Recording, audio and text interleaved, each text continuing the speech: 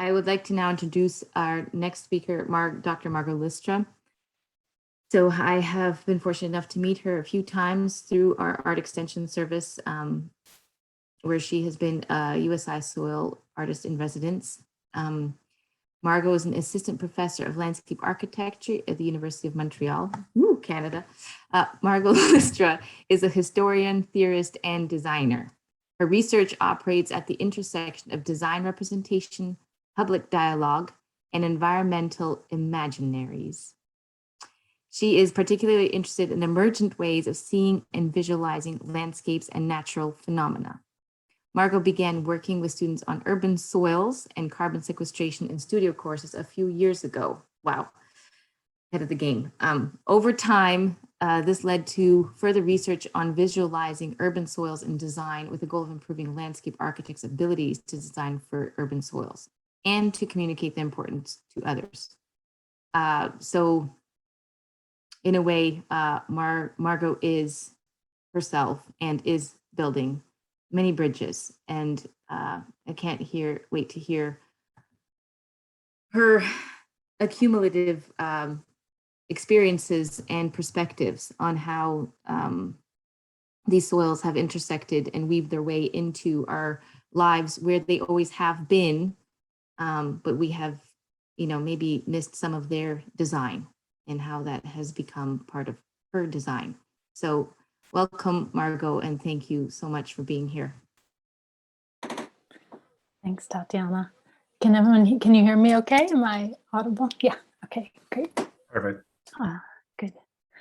Well, yes, so I did just emerge from a residency with the Arts Extension Program.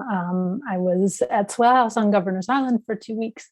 And I'm so delighted to have had the chance to spend some focused time there and to meet and learn from so many people there. And I'm so delighted to be folded in here at the symposium. And I'm grateful to Tatiana and Margaret and Shino and Rich and everyone at the Urban Soils Institute for your openness and your generosity and your big thinking, which is really exciting to be in contact with you all. So in another symposium session, I think on the 28th, I'll discuss the sort of pragmatic urban design and landscape architectural aspects of my work in a bit more detail. But this evening, in the spirit of holding open, as Tatiana is articulating so beautifully and clearly this evening, I will read actually a brief text that I wrote about climate change and designing for soils while I was at the Urban Soils Institute. I posted this on my text blog where I was writing mostly to an audience of colleagues in landscape architecture education, with a few other folks from other areas sprinkled in, but you might hear that the audience is other designers a little bit in this piece. And I'm going to pair this reading with a variety of images and videos, several of which are actually from models that I have made over the past few years, some of them recently while I was actually at Swale House with the Urban Soils Institute. Around the same time, I started to work on urban soils with my students. I was trying to think of when that was. I think it was 2017, which is suddenly several years ago.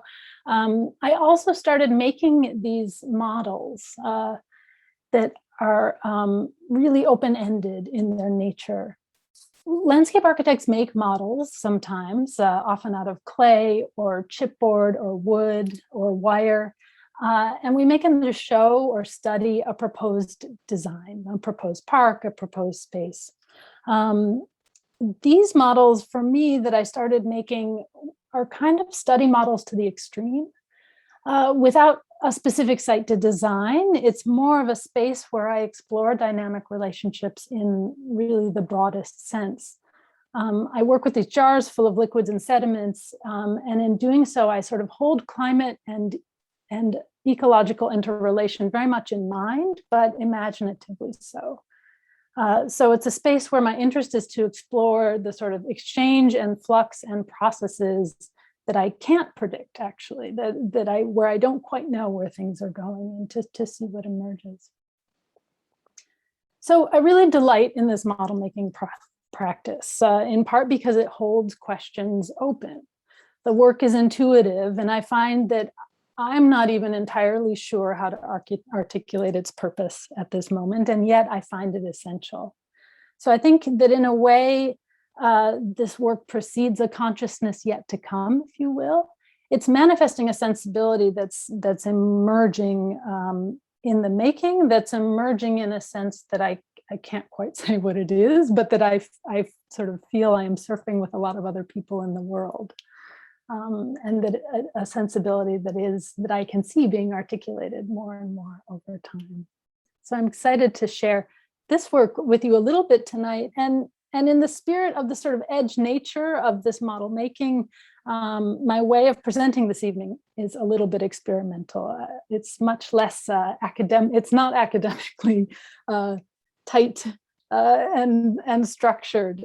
I'll show some images and I'll read the text that I wrote in a way that is much more elusive. It's not so precise. It's much more exploratory than conclusive. There are no direct correlations necessarily here, so much as broader sort of open possibilities. So thank you for being adventurous with me as I share this text and these images. And I hope that this might spark some imagination and some delight. So I'll share my screen now and begin.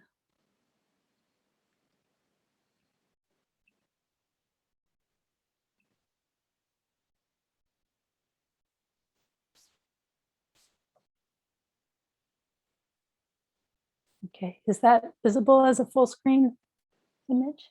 Yes. Okay.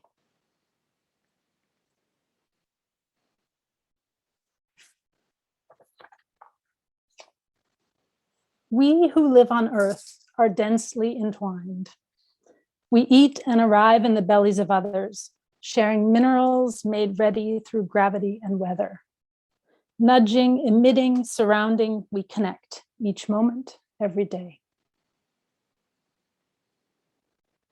Climate change amplifies this entwinement, but strangely, distant shifts come close. Oh no, the sound is on the video, sorry. Oh dear, hold on, there we go. Distant shifts come close, crisscrossing scales of perception. Automobiles make forest fires, factories create floods. No eating this, rather a long chain series of transformations. Its logic so lengthy, one struggles to follow the thread.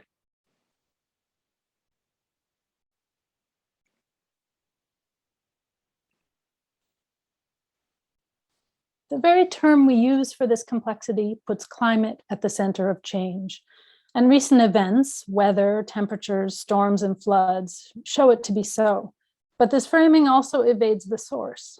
Belching smoke does not originate at the factory. Carbon is set loose by industry, yes, but first it is displaced.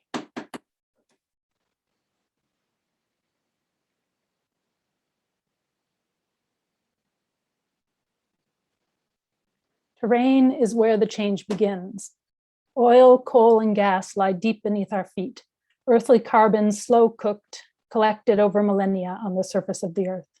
Organism bodies accreted, layered, squeezed tight through time. To make industrial scale energy, humans suck and dig and frack these ancient materials, then release their remains into air.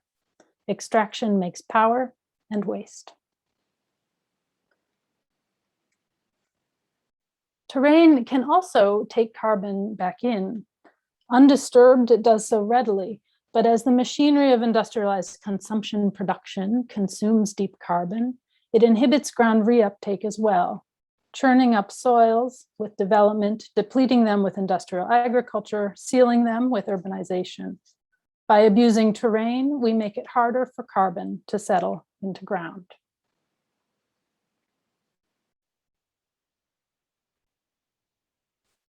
On Governor's Island, I walk from the ferry to Swale House. Old yellow houses arc the edge of a long treed lawn. I cross beneath ample sycamores, glimpse new fallen chestnuts, crunch acorns beneath my feet. I am here to visualize urban soils and their connection to climate. I am here to focus, study, experiment, and dream. I am here because my students struggled to represent soil. These were landscape architecture students in a studio course. I wanted them to explore how Montreal's urban landscapes could sequester carbon more effectively. Scientists are still sorting out how soils hold carbon. A surprising lot remains unknown, but some things are clear. Healthy soils can sequester carbon well, even in cities. Park soils in Paris and New York are richer in carbon than nearby farms, richer even than nearby forests. Central Park's microbiomes are extraordinarily diverse, another sign of good carbon stocking, for microbiota can break organic matter into carbon and move it further down. Sealing soils, meanwhile, ends their livingness. It also holds historic carbon deposits in. In short, principles and practices can be found, even amongst unknowns. Given this, I still don't, I'll stay here for a second. I still don't entirely understand why students struggled as they did to engage the space beneath the section line. And I meant to offer an image of this, but essentially, often the landscape architectural section, even when you get into construction documents, has an empty blank space where the earth would be. Intervention, the line marks the intervention. You see everything above, but nothing below. So I've come to think of soil space as the space beneath the section line in design terms. As for my students, it's true that gaps in knowledge required guessing. A feeling of uncertainty prevailed. And perhaps, though, there also is this, though I confess that this part is pure conjecture on my part. I suspect my students struggled to show soil because it is magic. That is to say, soil is an edge state, a site of transformation.